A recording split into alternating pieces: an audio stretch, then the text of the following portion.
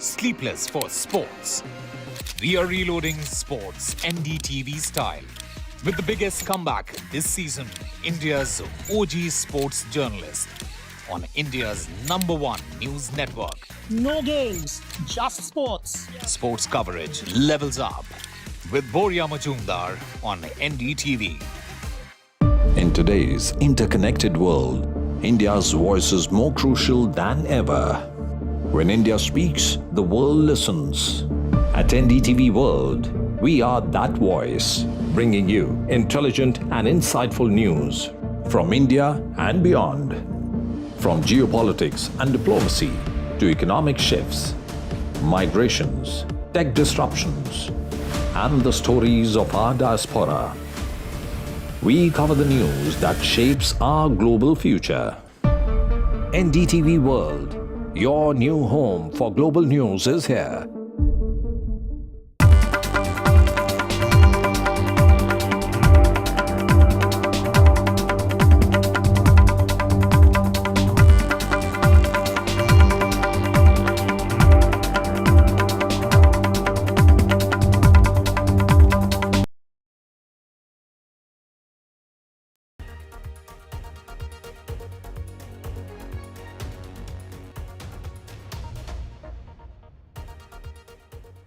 A very good morning. You're watching World 24/7. I'm Arjun Samad Mahendran, and here are your global talking points for the day. Donald Trump has threatened to slap 25% tariffs on India, but hints at ongoing trade talks, says negotiations might conclude by end of this week.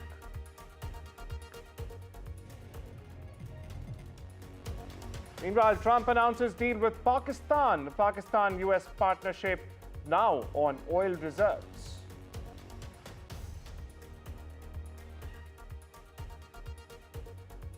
Washington initiates action against India-based companies. Sanctions hit Indian companies over Iran oil trade.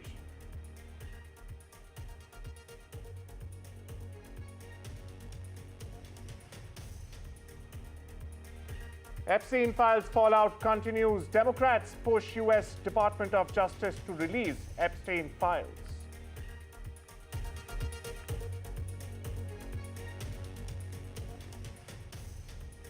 Trump envoy Steve Witkoff heads to Israel for Gaza talks. Reports indicate Witkoff to discuss ceasefire stalemate in Israel.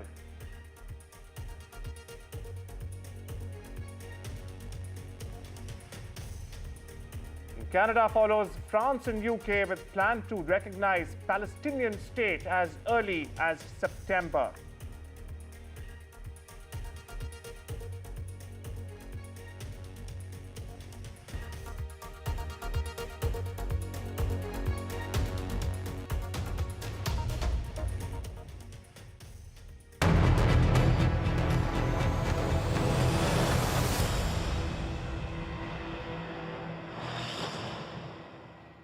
A top focus on World 24/7 this Thursday morning, viewers. Now, in a fiery move, US President Donald Trump has slapped a 25% tariff on Indian goods. It's effective the 1st of August. He's calling India's trade barriers strenuous and obnoxious. Now, Trump has also announced an additional penalty targeting India's energy and defense ties with Russia. Now, despite praising PM Modi as a friend once again, Trump warned that New Delhi's high tariffs and BRICS alignment are in fact a threat to the American dollar. However, he's also hinted that talks remain underway.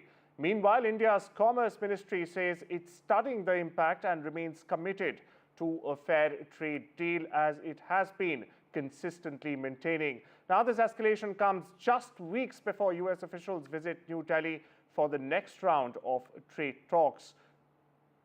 Now, this report gets you more.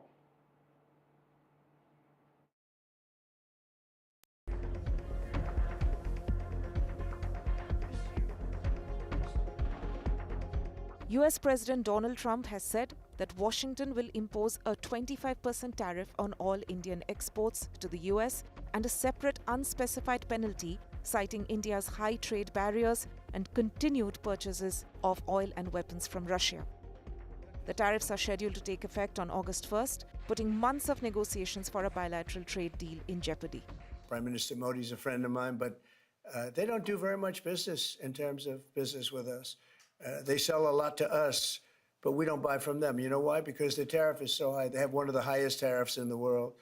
Now they're willing to cut it very substantially, but we'll see what happens. We're talking to India now. We'll see what happens. It doesn't matter too much whether we have a deal or whether we charge them a certain tariff, but you'll know at the end of this week. In another post, Trump stated, and I quote, "We have a massive trade deficit with India," unquote. Trump's move comes after a 90-day pause to negotiate individual deals during which the US signed agreements with the UK, Japan, Indonesia, the Philippines and the European Union. India has pushed back. In a measured statement, the Ministry of Commerce and Industry said that the government is studying the implications of Trump's announcement and remains committed to securing a fair, balanced and mutually beneficial trade deal. Delhi also referenced India's recent comprehensive economic and trade agreement with the UK, underlining New Delhi's push for global trade partnerships on its own terms. External Affairs Minister S. Jaishankar has repeatedly said that India will always prioritize its national interest and buy oil from whichever country offers the best price. With just a day to go for the August 1st deadline to expire, the world's two largest democracies are staring down a major trade rift. The question remains, can a trade deal still be salvaged in time? With Ridhima Kedia, NDTV World. Meanwhile, NDTV Profits Rishabh Bhatnagar unpacks what long-term impacts could these new tariffs have on India's trade balance and its resilience on US markets.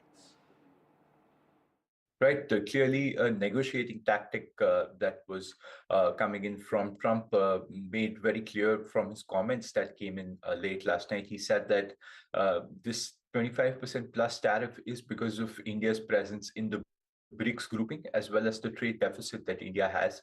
And he is in talks with India right now to figure out what the final tariff will be. That is what Trump has said. He said that by the end of this week, it will be clear what sort of tariffs India will be paying. So clearly a negotiating tactic.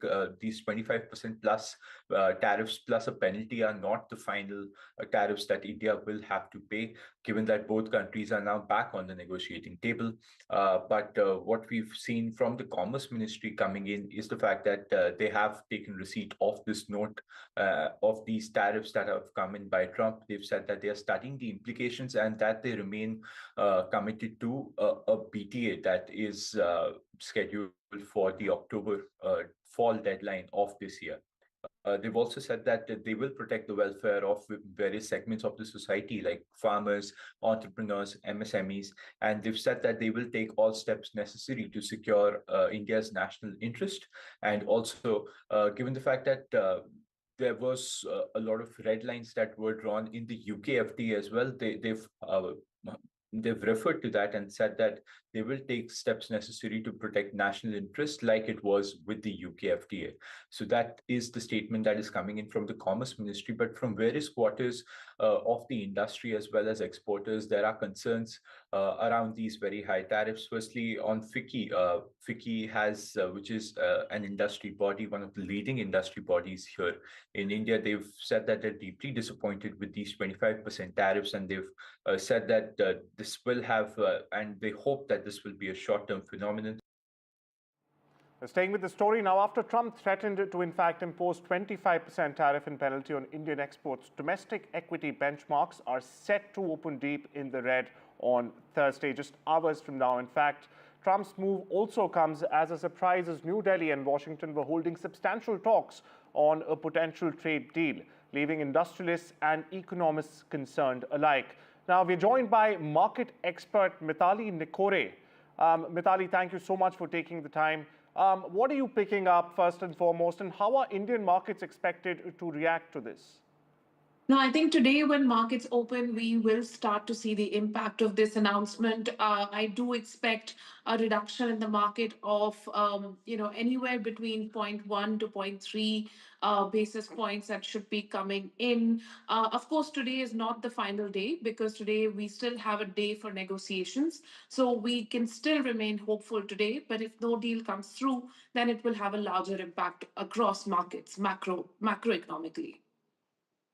Well, thank you so much for unpacking the latest there, Mithali. Moving on, but staying with Washington and US President Donald Trump, he's in fact now announced to deal with Pakistan and Islamabad to harness the oil reserves, announcing that he will in fact be choosing an oil company to lead this partnership shortly. Now, Trump has once again taunted India, New Delhi, and his good friend PM Modi, quipping that maybe he will sell oil to India someday in a collaboration with Pakistan, that is. Now, that's a remark that comes amid heightened tensions between India and Pakistan after the dastardly Pahalgam attack.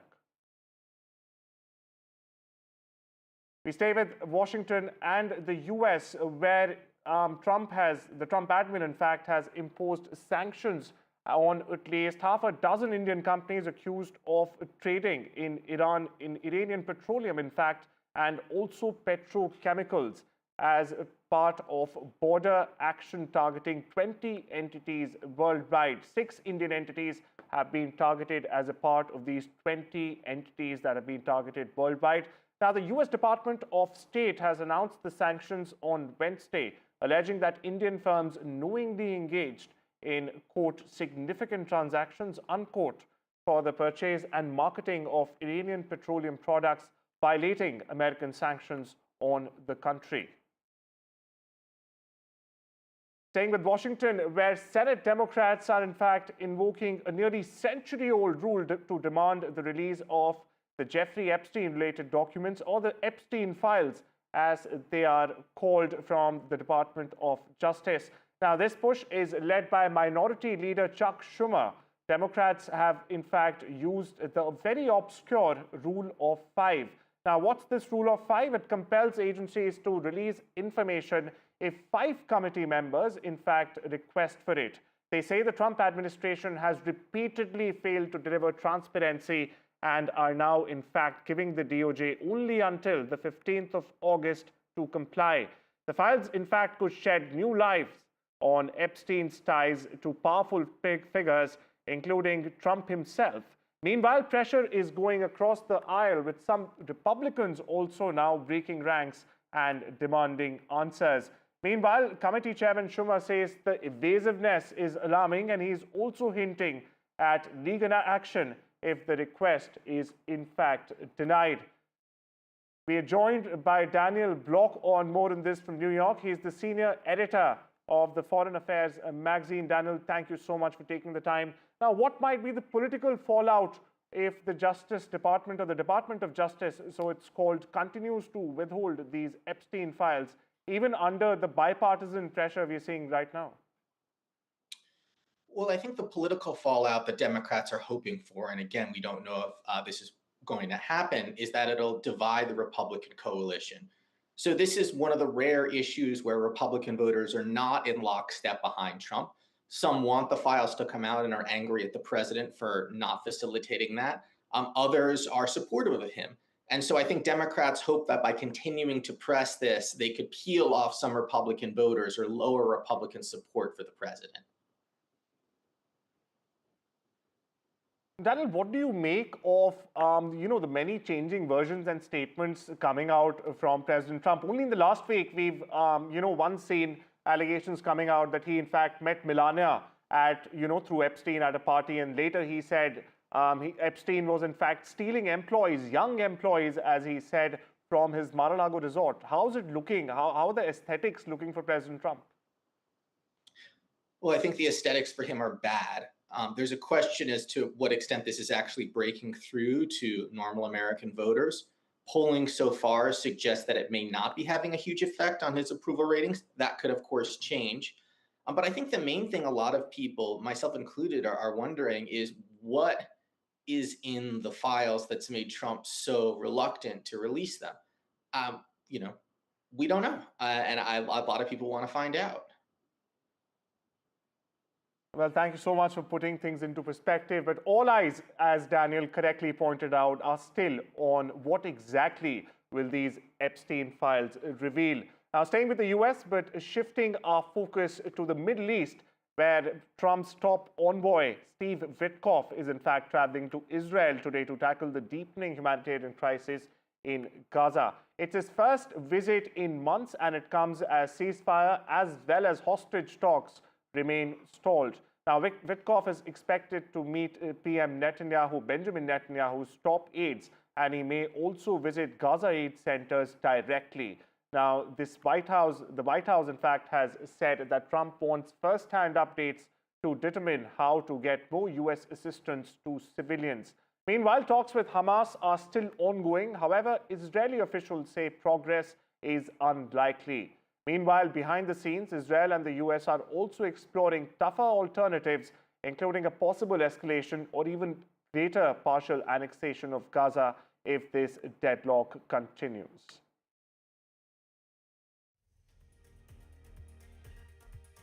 Well, it's time we slip into a short break, but on the other side, we get you more on why Canada is following France and the UK with a plan to recognize the Palestinian state at the UN this September. Stay tuned.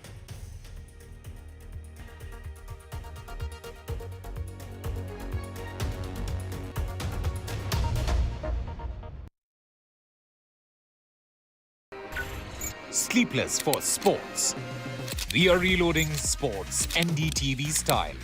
With the biggest comeback this season, India's OG sports journalist on India's #1 news network. No games, just sports. Sports coverage levels up with Boria Majumdar on NDTV.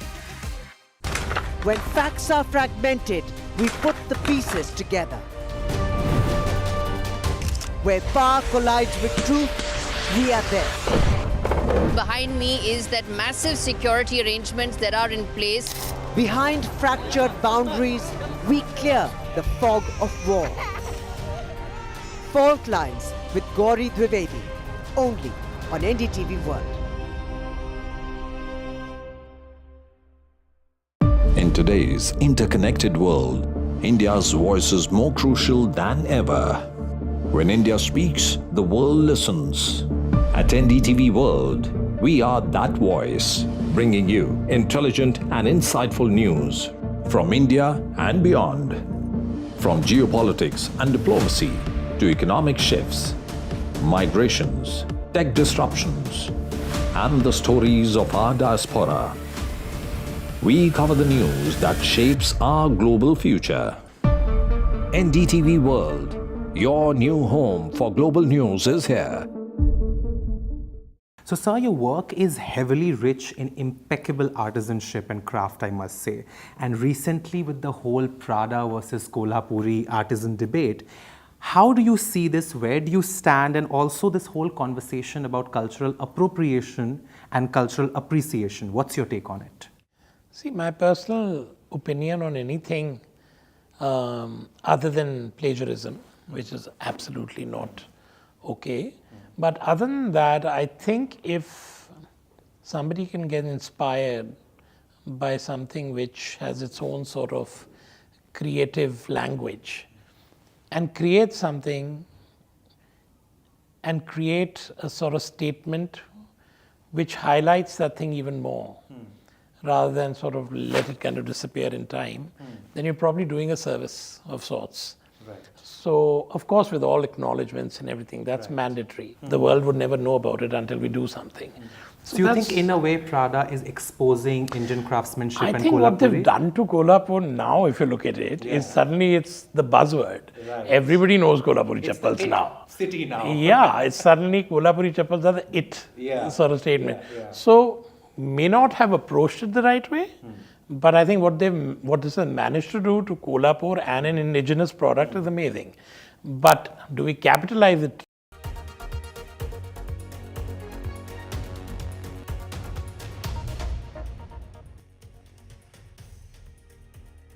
Welcome back to World 24/7. Now we shift our focus to Canada, which has officially joined a growing list of Western nations, in fact, which are preparing to recognize the state of Palestine.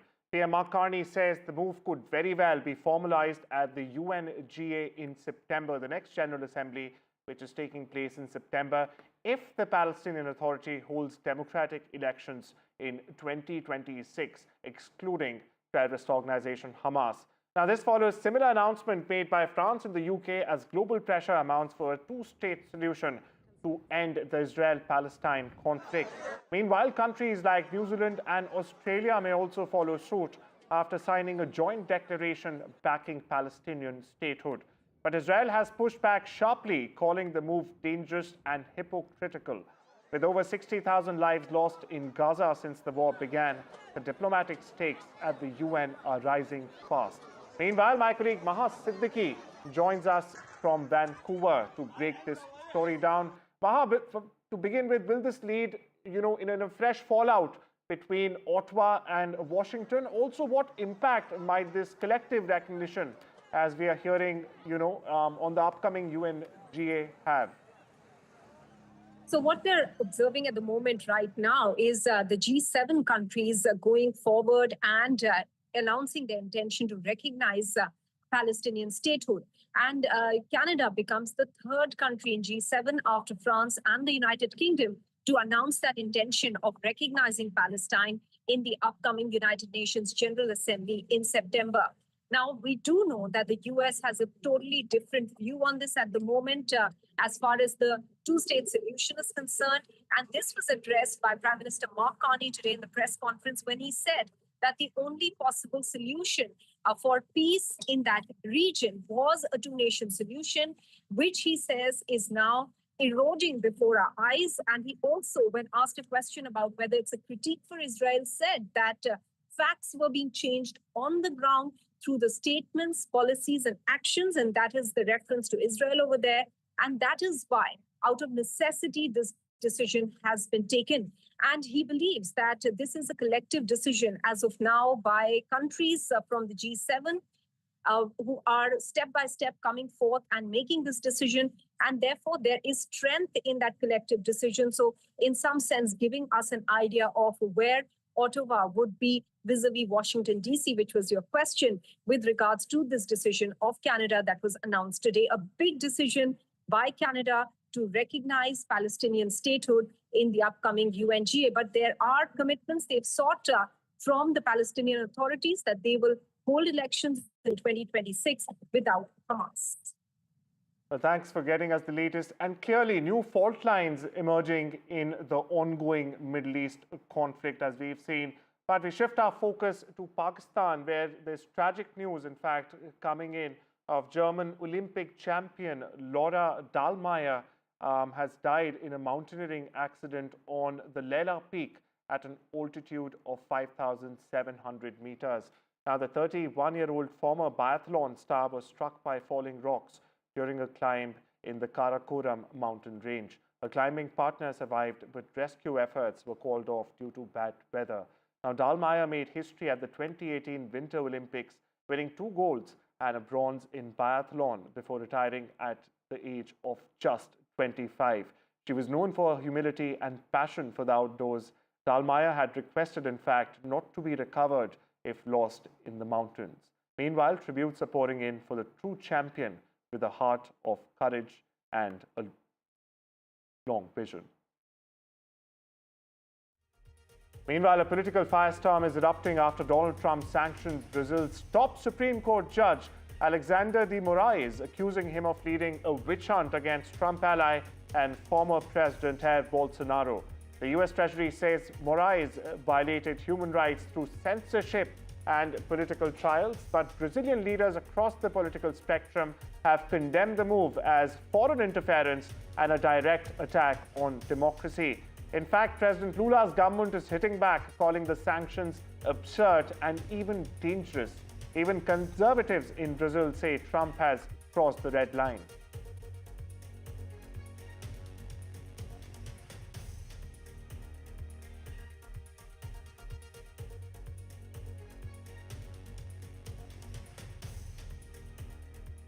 And Portugal is facing a series of wildfires during another summer heatwave. Viewers, on Wednesday itself, morning 2 wildfires were considered of concern. In fact, with over 3,300 firefighters on the ground, 1,000 fire engines and 29 aerial resources. Portugal has been experiencing a heat wave in recent days with temperatures closer to 40 degrees Celsius. Meanwhile, in the northern part of the country, close to the border with Spain, a fire that started Saturday night has been burning for several days now, threatening villages and the natural protected area of Gers. And thousands of fans are lined up the streets of Birmingham to honor Ozzy Osbourne. Yes, he's the legendary Black Sabbath frontman, as his funeral procession wound through his hometown Sharon. Kelly, Jack and Amy, his wife and children respectively, paid their respects at the funeral before heading to a private service.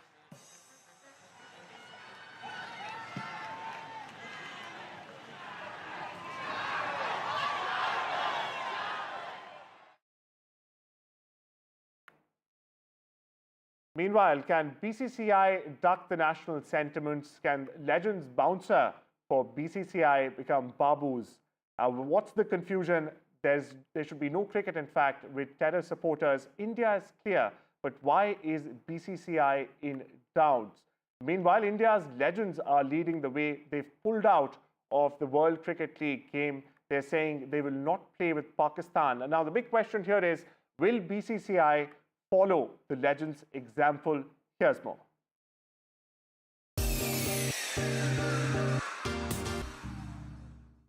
There are many reasons as to why. Many experts are saying that India can't just go and say no.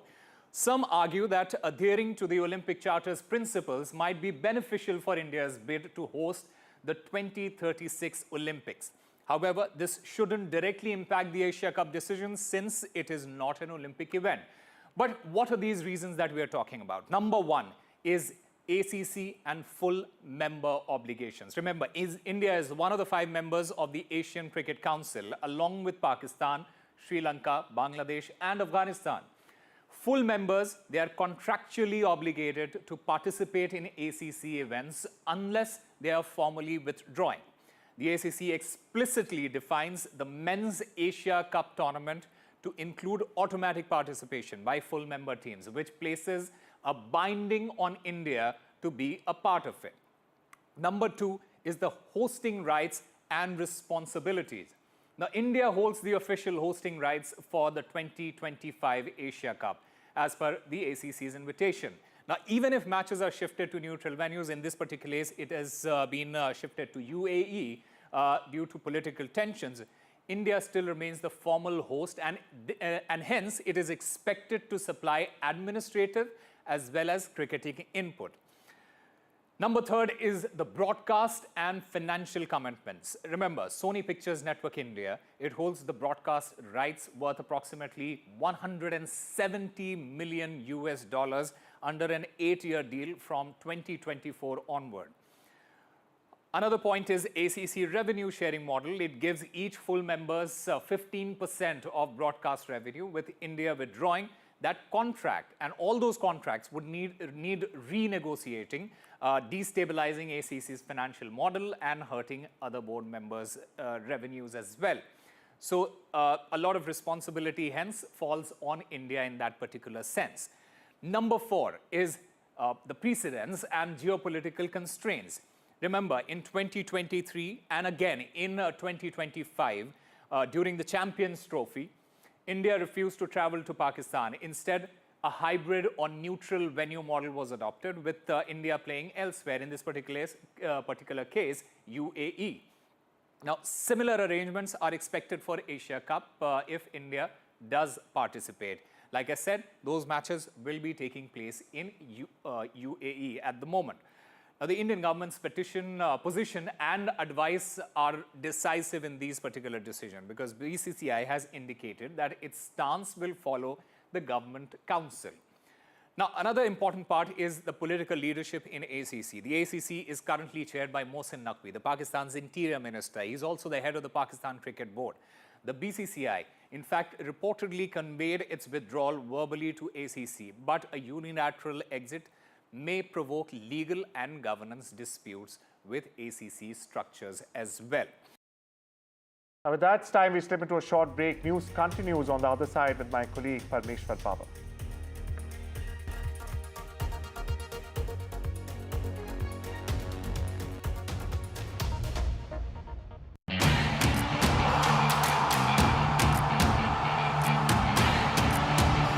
Some say sport is a matter of life and death. The truth is, it is far more serious than that. Sport is about ecstasy and agony, about pain and suffering, about joy and much more. Some say there's no one better to tell these stories. So here I am. Join me, Boria Majumdar, on India's #1 news network.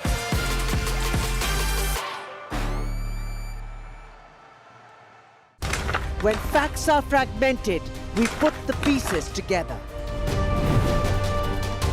Where power collides with truth, we are there.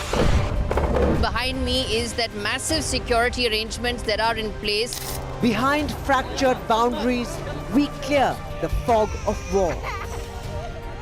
Fault lines with Gauri Dwivedi.